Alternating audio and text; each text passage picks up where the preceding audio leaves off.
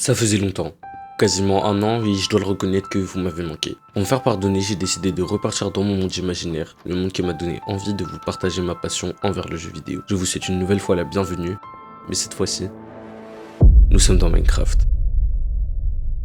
Ah, Minecraft, si je pouvais y passer toute une vie, je l'aurais fait sans hésiter. Pour commencer, je vais me couper quelques bûches de chêne à la main, ça va me permettre de me confectionner un établi ainsi qu'une pioche en bois. Ensuite, je me suis rendu dans ce qui semblait être un début de grotte pour miner rapidement quelques blocs de pierre. Grâce à ça, j'ai pu me crafter une épée, une pioche, une hache et une pelle en pierre. Je suis parti tuer quelques moutons pas trop loin de là, ça m'a donné de la nourriture et de la laine qui m'a aidé à faire un lit. J'en ai d'ailleurs profité pour me faire un bouclier histoire d'être safe au niveau des monstres. J'ai marché encore quelques pas, j'ai trouvé quelques cannes à sucre et le soleil s'est couché sur ce magnifique jour 0. Durant le jour 1, je me suis vraiment déterminé à trouver ce village. Je suis donc parti sur une rivière et à peine 100 mètres plus loin, j'ai trouvé un village. Malheureusement, il se trouvait sur une montagne trop dure à aménager. Je me suis donc contenté de juste prendre toutes ces ressources en nourriture et en blocs utilitaires. Un poste de pillard se trouvait à quelques centaines de blocs plus loin. Ça m'a donné des idées d'aménagement pour l'empire que sera Taïwan. Une contrée entièrement dédiée à mes bons et fidèles abonnés que vous êtes bien évidemment si vous êtes sur cette vidéo. J'ai pu repartir bredouille avec mes stacks de pain et mes quelques lingots de fer récupérés sur le golem avant de me remettre en route pour trouver l'endroit où établir mon camp de base. Je commence donc à me creuser une mini cavité, me fais une chambre de gueux qui ne sera que temporaire. J'y ai tout de même placé un lit, des coffres, un établi et un four histoire d'être confortable. Le jour 2 fut véritablement prospère puisqu'il m'a permis de trouver une panoplie de minerais assez incroyable. J'ai pu récupérer du fer de manière plus abondante accompagné de plein de diamants et d'autres trouvailles utiles pour la suite. On est suivi le 3e jour qui apparemment ne voulait pas que je conquière les terres de ce vaste monde puisque je me suis fait attaquer simultanément par 2 squelettes et un zombie. J'ai bien heureusement réussi à abattre ces 3 chenapans avant de faire un petit point dans ma base. Pour faciliter ma navigation dans la vallée, j'ai décidé de la marquer d'une lodestone. La 4e journée au sein de notre futur royaume a été pleine d'aménagements. J'ai commencé par continuer de creuser l'escalier nous menant aux futurs chemins souterrains qui nous permettront de naviguer dans les différentes parties du royaume de Taïwan.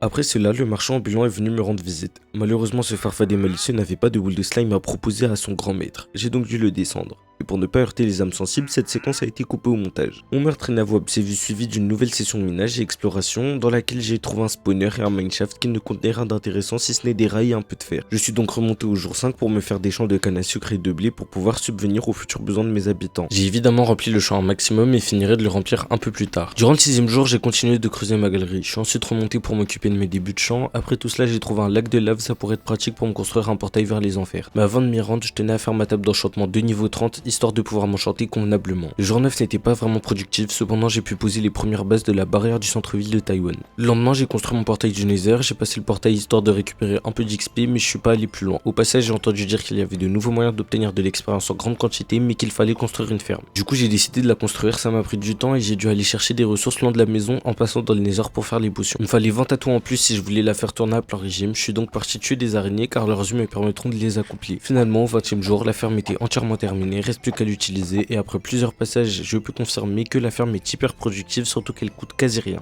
Tous ces niveaux d'XP m'ont permis d'enchanter mes outils et mon armure en seulement 5 jours. Au jour 25, un quart de l'objectif final était déjà rempli. J'ai continué ce projet interminable du jour 26 au jour 34. Je dois bien l'admettre que les murs ne sont pas très glorieux, mais vu le temps que ça m'a pris, je pense qu'on verra les détails pour après. Avant que le soleil se couche, je voulais continuer ma barrière, mais je me suis rendu compte que j'avais récupéré de la deep slate au lieu de cobble deep slate. On met tous un GG la plus chill touch dans les commentaires. Plus sérieusement, j'ai dû convertir tout ça à la main pour finir en fin de journée le lendemain. J'ai ensuite agrandi les champs car je compte manger et ce même si je dois mettre les mains dans la boue. Le jour 36 fut dédié à l'exploration. Je suis parti explorer la tour des pillards qui observe mes terres depuis mon arrivée dans ce monde. J'ai tué leur chef et je me suis retrouvé avec une fiole qui ne présageait rien de bon. En me renseignant sur la toile, j'ai découvert que cette fiole est le nouveau déclencheur d'assaut des pillards et qui dit assaut dit émeraude et surtout totem d'immortalité. J'ai donc construit cette ferme, j'ai ramené un villageois dedans pour que ça considère la ferme comme un village. Une fois fait, plus qu'à creuser une petite salle pour réceptionner toutes nos futures richesses. Je suis partagé entre les mois face à tant de ressources et l'affligeance que doit éprouver le villageois d'en haut qui subit toutes sortes de tempêtes émotionnelles. Finalement, j'ai opté pour la joie avec mon titre d'héros du village de niveau 3. Si vous pensiez que le seigneur des 7 terres comptait libérer ses humbles serviteurs, vous vous êtes trompé. Sur le chemin du retour, j'ai continué ma barrière en lui ajoutant un 2e étage. Au cours du 43e jour, je suis retourné dans le Nether car je me sens en insécurité avec une simple armure en diamant. Il est donc temps de se rendre dans les profondeurs de cette atroce dimension pour récupérer ces légendaires débris mystiques. Étonnamment, j'ai jamais pris aussi peu de temps pour en récupérer puisqu'au jour 46, j'en avais déjà obtenu 26. J'étais déjà retourné à la base quand je me suis rendu compte qu'il me manquait une une pièce primordiale pour confectionner mon équipement amélioré. Je repars donc dans le Nether pour la énième fois et j'y trouve enfin mon améliorateur de Netherite. Enfin rentré à la maison, j'ai dupliqué mes améliorateurs pour passer l'intégralité de mon équipement en cet alliage sombre mais puissant, ce qui m'a valu d'obtenir 2 succès plus que glorieux. Le 49e jour, je me suis amusé à aplanir les terres de mon centre-ville, ce n'est qu'un début mais la suite s'avère plus que positive. Le lendemain, je me sentais plus bûcheron que pelleteuse, j'ai donc commencé ma journée en découpant du bois. Étant donné que je manque beaucoup de place dans ma mini-base, j'ai décidé de me construire un bâtiment pouvant stocker mes diverses ressources avant de ne pas me perdre. Pour l'instant, je fais mon trait à la main mais on pourrait automatiser ce système par la suite. Au jour 51, j'ai terminé notre salle des coffres. Malgré sa taille assez restreinte, je pense qu'elle devrait nous suffire au moins pour les 100 premiers jours en espérant qu'on en fasse plus. J'ai passé le reste de la journée ainsi que le jour suivant à transférer le contenu des anciens coffres dans les nouveaux en essayant d'organiser tout cela au mieux. Pour le 53e jour, je suis retourné détruire des sapins, ma hache à la main. J'ai dormi un bon coup avant de me rendre au village des natifs de ces terres. Un de ces gueux me proposait de m'échanger du bois contre des émeraudes. Ma grande magnificence s'est vue obligée d'accepter. J'ai aussitôt débuté l'aménagement de mon premier souterrain qui sera dédié aux natifs. Voulant les accueillir dans de bonnes dispositions, je me suis rendu dans la tour de guet des pillards afin de récupérer une nouvelle fiole qui ne présage toujours rien de bon. Cette gare organisée fut clairement à profit puisque j'en ai acquis une grande quantité de joyaux verts. Ayant passé 2 jours dans ce conflit enfin résolu, j'ai pu obtenir des yeux d'araignée. Après une courte réflexion, je me suis rendu compte que je pourrais confectionner des potions pouvant m'aider à réduire grandement le prix des offres que me font les villageois. Étant décidé, je vais donc faire un cruel système pouvant les zombifier, ensuite je les purifierai et les émeraudes infinies seront à moi. Finalement, c'était pas très long. J'ai réussi avec assez peu de ressources. D'ailleurs, la toile m'a informé qu'un fermier natif pouvait me proposer une émeraude contre 4 melons. Ce trade m'a l'air très intéressant et il pourrait me permettre d'obtenir mes livres raccommodage bien plus facilement. Ce qui signifie qu'avec le zombificateur de ces aborigènes, je pourrais accéder à une émeraude pour 1 melon. Maintenant que Corneille et Bernier ont leur prix au plus bas, j'en profite pour obtenir des bouquins de raccommodage et ainsi avoir des outils à durabilité infinie.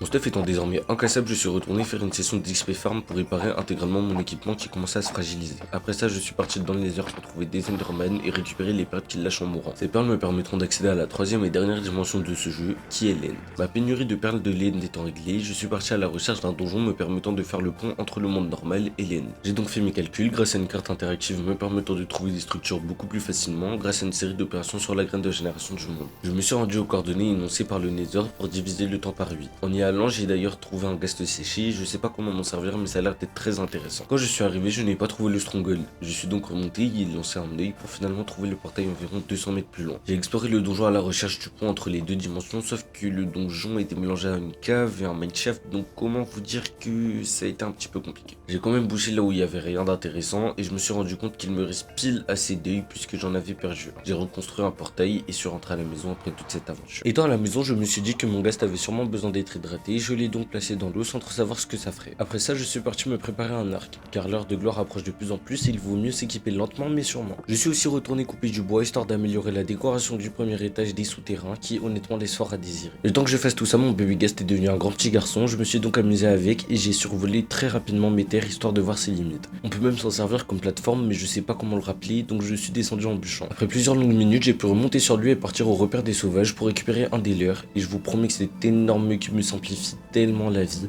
J'ai pu transporter le villageois en 2 temps 3 mouvements. J'ai pu l'emmener dans la structure éducative qui va l'aider à réduire ses prix comme ses aînés Corneille et Bernier. Sauf qu'en voulant le faire monter, ce bouffon est mort à cause de l'escalier. Je crois que je l'ai malheureusement fait un petit peu trop haut mais c'est pas grave, après tout ce n'était qu'un corps sans vie. Pour empêcher les prochains villageois, j'ai mis du verre pour empêcher l'accès à la galerie principale, ce sera mieux pour la suite. Au jour 71, j'ai décidé de retourner faire un assaut accompagné de mon épée funèbre. Sauf que la ferme ne marchait plus donc je suis sorti dehors et j'ai vu que les pierres ne pouvaient pas passer à cause de la rivière les en empêchant. J'ai donc construit un chemin en terre pour leur permettre de passer mais toujours rien. Ils ne comptent pas avancer, du coup j'ai tué la vague entière de ma lame et suis retourné dans la ferme en espérant que le problème serait fixé à la prochaine vague. J'ai pu faire quelques vagues tranquillement mais pour la dernière, le légendaire jeu cubique n'a pas voulu me faire de cadeau. J'ai donc dû sortir de ma cachette encore une fois. Sauf que la fin d'un assaut comporte toujours des invocateurs de Vex et les gros taureaux bien dangereux. J'ai donc couru à une vitesse phénoménale pour ne pas voir mes 72 jours passés dans ce monde voler en fumée. Je me suis reposé un petit peu dans la cachette en attendant que le taureau combo invocateur soit mort dans la ferme. Ensuite je suis remonté pour finir l'assaut à la main. Et je peux vous dire que c'était la première fois que je faisais une bataille contre des pierres sans mourir, donc je l'admets, je suis pas peu fier de moi.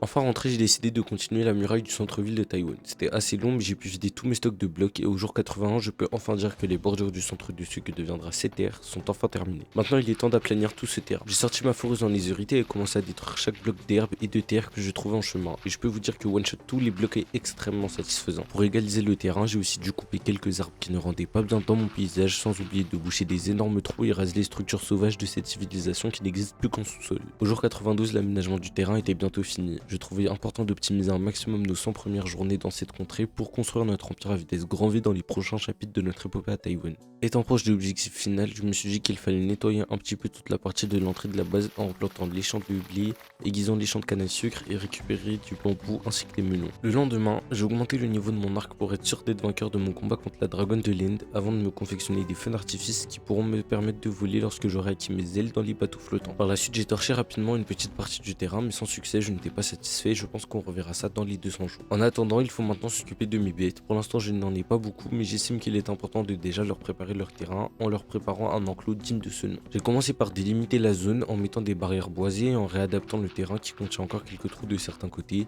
Ce n'est qu'au 96e jour que je me suis rendu compte d'une erreur qui aurait pu tuer tous mes animaux s'ils étaient déjà enfermés. Je n'ai pas installé de point d'eau. Il a donc fallu construire un lac artificiel pour mes compagnons et leur survie. Maintenant que c'est fait, direction le Nether. Je n'ai pas envie de prendre du temps à naviguer entre mes stations, j'ai donc décidé de faire des routes me permettant de voyager en sécurité. Pour l'instant, on va se contenter de casser les portails. D'ailleurs, fun fact, en essayant de casser celui menant en Stronghold, je me suis retrouvé dans un petit bain de lave, pas de quoi me tuer mais assez flippant quand même. Ma déception aurait été si grande avec une mort aussi absurde, heureusement que j'ai survécu. Je suis donc monté dans les hautes couches des enfers pour éviter de me retrouver à poser plein de blocs et j'en ai profité pour creuser mes routes. Une fois celle-ci creusée, je suis rentré à la maison pour écouter un disque que j'ai récupéré je ne sais plus trop comment d'ailleurs, je l'ai posé et je dois l'admettre que Minecraft s'est grandement amélioré en termes de musique. Pour mon avant-dernier jour avant mon combat épique m'opposant à ce dragon si cruel, j'ai décidé de m'acheter des carottes dorées qui ont des effets grandioses sur la satiété, ce sera beaucoup mieux que de manger du pain. Mis à part ça, la journée fut reposante et je n'ai pas fait grand chose. Le lendemain, la pression montait un petit peu, je savais que d'ici quelques minutes, je saurais si cette vidéo aurait une possibilité d'exister ou pas. Je me suis remis en question et ai décidé de construire le début de ce qui sera le moulin du centre-ville de Taïwan. Le matin venu, je me suis équipé et ai pris la route en direction de mon adversaire, la terrible dragonne régissant les règles de ce monde, du moins pour l'instant. J'ai fait une dernière fois mes inventaires, pour ne rien oublier,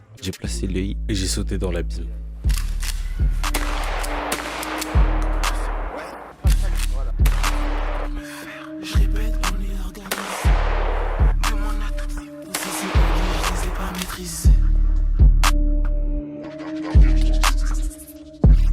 J'entre à la 60e, je marque à la 60e. Signature Amsterdam, mercato hivernal, direction Leicester. Ma hélice tapine bien, j'peux que dire la liste, j'peux que dire la liste. Impossible qu'on s'attache, tu connais, nous on n'aime pas les gens. Igo, nous on aime que l'argent. Igo, donc on fait l'argent. La mentale de mes managers, tous les jours Inch'Allah. Vu que j'avance à fond, veulent que je trébuche là. Si un frère réussit, ici on lui dit machallah. Le shit que je fume mon frère m'emmène dans l'espace sa mère. Tu crois qu'on a peur des coups ou quoi? Quand tu veux on déboule. Pour tous ceux qui comptent me faire, je répète, on est organisé. Demande à toutes ces poussées, ces au lit, je les ai pas maîtrisées. Pour tous ceux qui comptent me faire, je répète, on est organisé. Demande à toutes ces poussées, ces au lit, je les ai pas maîtrisées. On mange du pundo tous les soirs, on est organisé. Je lui mets que des fessées au cul, on est organisé.